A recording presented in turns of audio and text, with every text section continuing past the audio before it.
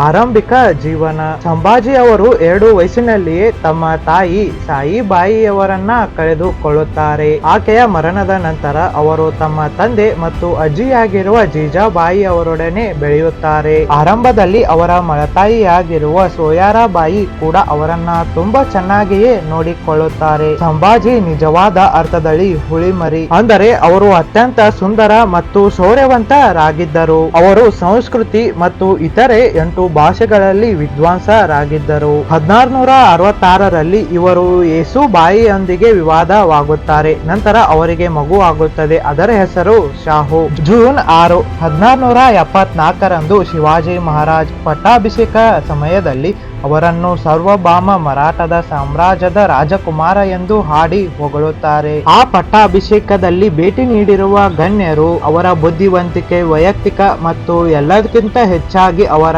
ನಮ್ರತೆಯ ಬಗ್ಗೆ ಹಾಡಿ ಹೊಗಳುತ್ತಾರೆ. ಸಂಭಾಜಿ ಅವರು ತಮ್ಮ ಶೌರ್ಯ ಮತ್ತು ಮಿಲಿಟರಿಯ ತೇಜಸ್ಸನ್ನು ಒಂದಕ್ಕಿಂತ ಹೆಚ್ಚು ಸಂದರ್ಭದಲ್ಲಿ ಸಾಬೀತು ಮಾಡಿಕೊಡುತ್ತಾರೆ. 16ನೇ ವಯಸ್ಸಿನಲ್ಲಿ ರಾಮನಗರದಲ್ಲಿ ತಮ್ಮ ಮೊದಲನೆಯ ಯುದ್ಧವನ್ನ ಗೆಲ್ಲುತ್ತಾರೆ. 1675-76ರಲ್ಲಿ ಅವರು ಗೋವಾ ಮತ್ತು ಕರ್ನಾಟಕದಲ್ಲಿ ಯಶಸ್ವಿ ಪ್ರಚಾರವನ್ನ ನಡೆಸುತ್ತಾರೆ. ಸೋಯಾರಾಬಾಯಿ ಮತ್ತು ಆಕೆಯ ಬೆಂಬಲಿಗರು ಸಂಭಾಜಿಯನ್ನು ಶಿವಾಜಿಯ ಮರಣದ ಸಮಯದಾಗ ಅವರು ತಗ್ಗಿದ್ದ ಕೋಟೆಯಲ್ಲಿ ಬಂಧಿಸಲು ಸಂಚು ಮಾಡುತ್ತಾರೆ. ಸಂಭಾಜಿ ಅವರಿಗೆ ಮರಾಠ ಚಕ್ರವರ್ತಿಯಾಗಲು ಅವಕಾಶ ಕೊಡದೆ ರಾಜರಾಮನಿಗೆ ಪಟ್ಟಾಭಿಷೇಕ ಮಾಡಲು ಅವರು ನಿರ್ಧಾರ ಮಾಡಿರುತ್ತಾರೆ. ಅದ್ಯಾಕೋ ಸರ್ನೋಬತ್, ಅಂದರೆ ಅಂದಿನ ಮರಾಠ ಪಡೆಗಳ ಸರ್ವೋಚ್ಚ ಕಮಾಂಡ್ ಮತ್ತು ಸೋಯಾರಾಬಾಯಿಯ ಸಹೋದರ ಹಬೀರಾವ್ ಬೆಂಬಲವನ್ನ ಕೊಡುತ್ತಾರೆ. ಶಿವಾಜಿಯ ಮರಣದ ಸಮಯದಲ್ಲಿ ಮಹಾರಾಷ್ಟ್ರದ ಮೇಲೆ ಔರಂಗಜೇಬನ ಸೈನ್ಯವು ಆಕ್ರಮಣ ಸದ್ದು ಮಾಡುತ್ತಿತ್ತು ಮತ್ತು ಇಂತಹ ನಿರ್ಣಾಯಕ ಘಟ್ಟದಲ್ಲಿ ಸಂಭಾಜಿಯಂತಹ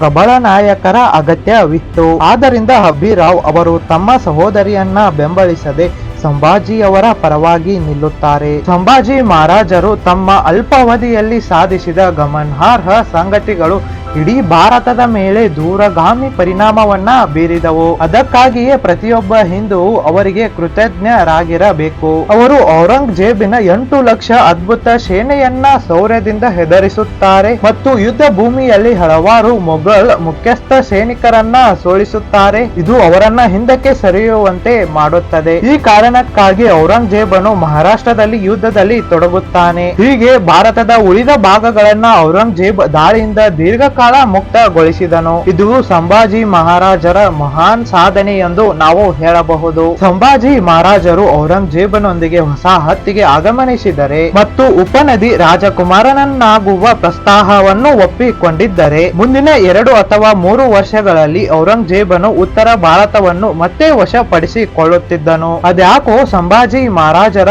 ಹೋರಾಟದಿಂದಾಗಿ ಔರಂಗಜೇಬ್ ದಕ್ಷಿಣ ಭಾರತದಲ್ಲಿ 27 ವರ್ಷಗಳ ಕಾಲ ಯುದ್ಧದಲ್ಲಿ ಸಿಲುಕಿಕೊಂಡರು. ಇದು ಉತ್ತರ ಭಾರತದಲ್ಲಿ ಬುಂದೇಲ್ ಖಂಡ್, ಪಂಜಾಬ್ ಮತ್ತು ರಾಜಸ್ಥಾನದ ಪ್ರಾಂತ್ಯಗಳಲ್ಲಿ ಹೊಸ ಹಿಂದೂ ರಾಜ್ಯಗಳ ಸ್ಥಾಪನೆಗೆ ಸಹಾಯ ಮಾಡಿತು. ಹೀಗಾಗಿ ಇದು ಅಲ್ಲಿನ ಹಿಂದೂ ಸಮಾಜಕ್ಕೆ ಸುರಕ್ಷತೆಯನ್ನ ಒದಗಿಸುತ್ತದೆ.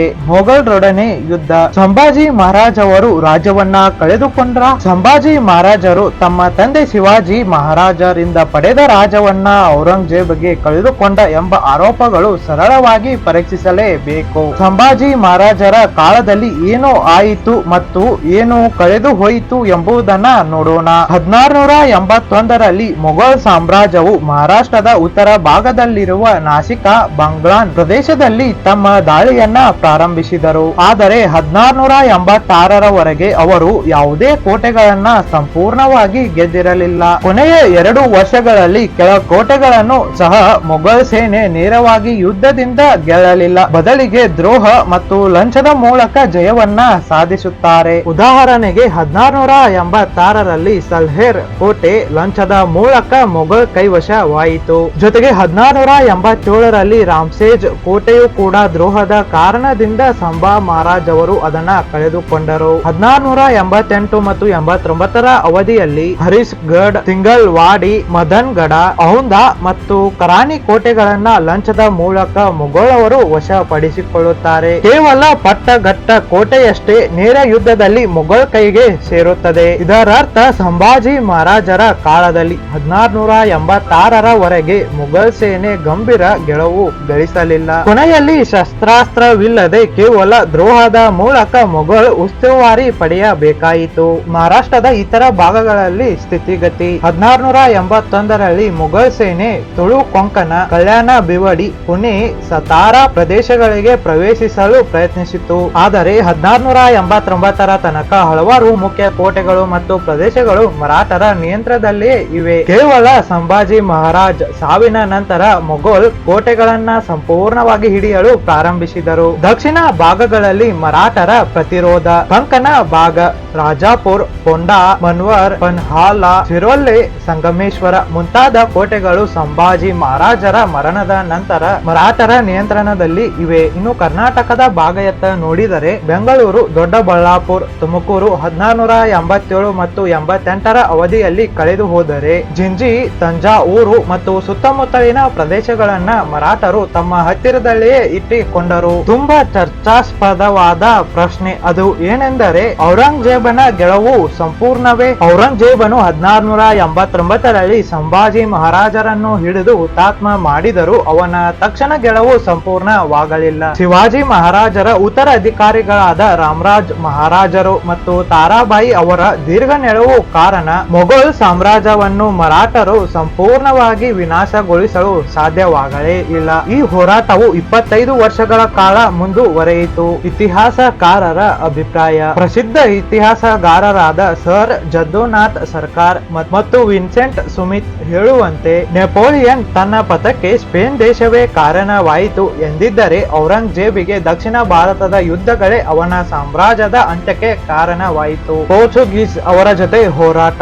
ಸಂಭಾಜಿ ಮಹಾರಾಜರು ಗೋವಾದಲ್ಲಿ ಹಿಂದೂಗಳನ್ನ ಬಲವಂತವಾಗಿ ಕ್ರೈಸ್ತ ಧರ್ಮಕ್ಕೆ ಮತಾಂತರ ಮಾಡುವ ಪೋರ್ಚುಗೀಸ್ ವಿರುದ್ಧ ತೀವ್ರವಾದ ಅಸಮಾಧಾನವನ್ನ ಹೊರಹಾಕಿದರು. ಇಕ್ವಿಸೇಷನ್ ಎಂಬ ಮಾರಕ ವಿಧಾನಗಳಿಂದ ಹಿಂದೂಗಳನ್ನ ಕ್ರೈಸ್ತ ಧರ್ಮಕ್ಕೆ ಮತಾಂತರ ಮಾಡಲಾಗುತ್ತಿತ್ತು. ಇದಲ್ಲದೆ ಹಲವಾರು ಹಿಂದೂ ದೇವಾಲಯಗಳನ್ನ ನಾಶ ಪಡಿಸಲಾಯಿತು. ಸಂಭಾಜಿ ಮಹಾರಾಜರು ಈ ದುರಂತಕ್ಕೆ ತೀವ್ರ ವಿರೋಧವನ್ನ ವ್ಯಕ್ತಪಡಿಸಿದರು. ಪೋರ್ಚುಗೀಸರು ಸಂಭಾಜಿ ಮಹಾರಾಜರ ಆಕ್ರಮಣ ಭಯದಿಂದ ತತ್ತರಿಸಿದರು. ಅವರ ಭಯವನ್ನು ಅವರೇ ಬ್ರಿಟಿಷರಿಗೆ ಬರೆದ ಪತ್ರದಲ್ಲಿ ತೋರಿಸಲಾಗಿದೆ. ಈ ದಿನಗಳಲ್ಲಿ ಸಂಭಾಜಿ ಮಹಾರಾಜರು ಅತ್ಯಂತ ಶಕ್ತಿಶಾಲಿ. ನಾವು ಇದನ್ನು ನಮ್ಮದೇ ಅನುಭವಿಸಿದ್ದೇವೆ. ಸಂಭಾಜಿ ಮಹಾರಾಜರು ಮತಾಂತರಗೊಂಡ ಹಿಂದೂಗಳನ್ನ ಪುನಃ ಹಿಂದೂ ಧರ್ಮಕ್ಕೆ ಸೇರಿಸಲು ಸಾಕಷ್ಟು ಪ್ರಯತ್ನಿಸಿದರು. ಇದು ಅವರ ಧಾರ್ಮಿಕ ಮತ್ತು ಸಾಂಸ್ಕೃತಿಕ ಉಳಿವಿನ ದೃಷ್ಟಿಯಲ್ಲಿ ದೊಡ್ಡ ಹೆಜ್ಜೆಯಾಗಿತ್ತು. ಸೆರೆ ಹಿಡಿಯುವಿಕೆ ಮತ್ತು ಮರಣದಂಡನ. ಧರ್ಮವೀರ ಸಂಭಾಜಿ ಮಹಾರಾಜರ ಮಹಾನ್ ಬಲಿದಾನ. 1689ರ ಆರಂಭದಲ್ಲಿ ಸಂಭಾಜಿ ಮಹಾರಾಜರು ಕೊಂಕಣ ಸಂಗಮೇಶ್ವರದಲ್ಲಿ ತಮ್ಮ ಸೇನಾ ಅಧಿಕಾರಿಗಳೊಂದಿಗೆ ಗೂಢತಂತ್ರ ಯುದ್ಧ ಸಭೆಯನ್ನ ನಡೆಸಿದರು. ಅವರ ಮನೆಯವರೇ ಮಾಡಿದ ದ್ರೋಹ ಅವರ ಬಂಧನಕ್ಕೆ ಕಾರಣವಾಯಿತು.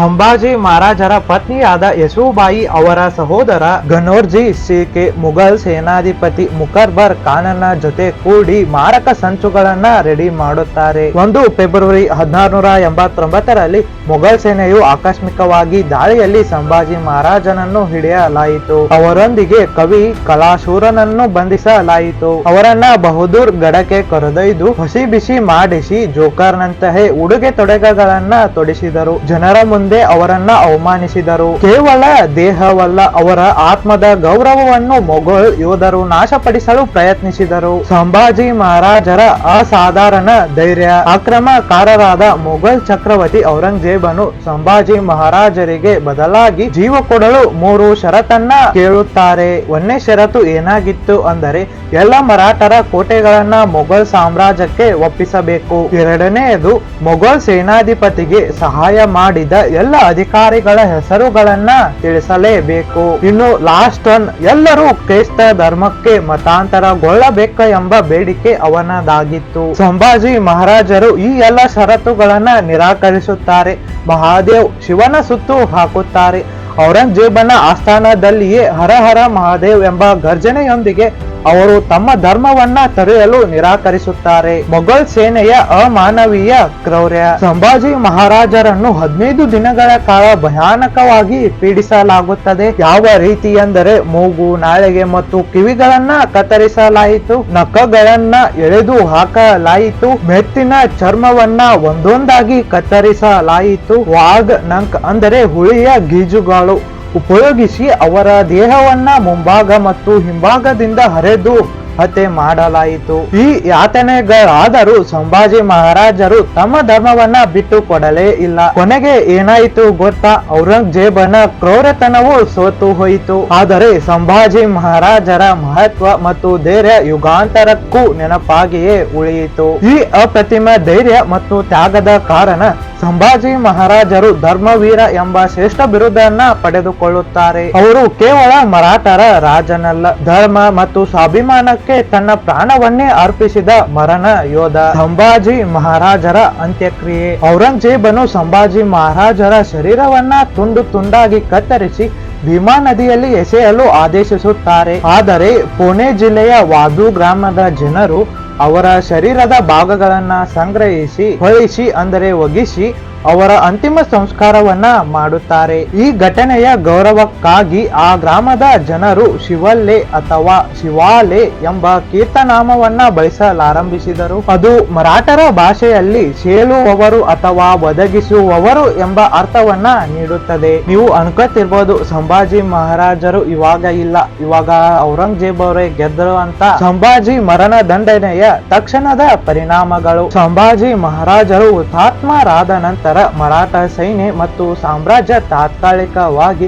ಗೊಂದಲಕ್ಕೆ ಸಿಲುಕಿತು. ಅವರು ತಮ್ಮ ರಾಜರ ಮಹಾರಾಜರು ಮರಾಠರ ಹೊಸ ನಾಯಕನಾಗಿ ಆಗಮಿಸುತ್ತಾರೆ. ಮರಾಠರ ಮುಖ್ಯ ಸೇನಾನಿ ಹಬೀರ್ ರಾವ್ ಮೊಹಿತೆ ಅವರ ನಂತರ ಸೇನಾಧಿಪತಿಯಾದ ಮಹಾಲೋಜಿ ಗೋರ್ಪಡೆ ಇವರು ಸಂಗಮೇಶ್ವರದ ಯುದ್ಧದಲ್ಲಿ ಬಲಿಯಾಗುತ್ತಾರೆ. ಮತ್ತೆ ಮೊಘಲರ ಆಕ್ರಮಣ ಮತ್ತು ಮರಾಠರ ಸಂಕಷ್ಟ. ಸಂಭಾಜಿ ಮಹಾರಾಜರ ಮರಣದ ಕೆಲವೇ ದಿನಗಳ ಬಳಿಕ ಮೊಘಲ್ ಸೇನೆ ರಾಜಧಾನಿ ರಾಯಗಢ್ ವನ್ನು ಹಿಡಿಯಿತು. ನಂತರದಲ್ಲಿ ಸಂಭಾಜಿ ಮಹಾರಾಜರ ಪತ್ನಿ ಯಶೋಬಾಯಿ ಮತ್ತು ಅವರ ಮಗ ಶಾಹು ಅವರನ್ನ ಮೊಘಲ್ ಸೇನೆ ಸೆರೆ ಹಿಡಿಯುತ್ತದೆ. ಈ ದುರಂತದ ಸನ್ನಿವೇಶಗಳು ಮರಾಠರ ಮೇಲೆ ತೀವ್ರ ಪ್ರಭಾವವನ್ನ ಬೀರಿದರು. ಸಂಭಾಜಿ ಮಹಾರಾಜರ ಹೋರಾಟ ಮತ್ತು ಧೈರ್ಯ ಮರಾಠರನ್ನು ಮತ್ತಷ್ಟು ಪ್ರೋತ್ಸಾಹದೊಂದಿಗೆ ಒಗ್ಗೂಡಿಸಿತು. ಸಂಭಾಜಿ ಮಹಾರಾಜರನ್ನ ಕೊಂದ ನಂತರ ಔರಂಗಜೇಬನು ಮರಾಠರನ್ನ ಸಂಪೂರ್ಣವಾಗಿ ಸೋಲಿಸಲು ಹಗಲಿರುಳು ಹೋರಾಟವನ್ನ ಮಾಡುತ್ತಾನೆ. ತನ್ನ ಜೀವನದ ಕೊನೆಯ 25 ವರ್ಷಗಳನ್ನ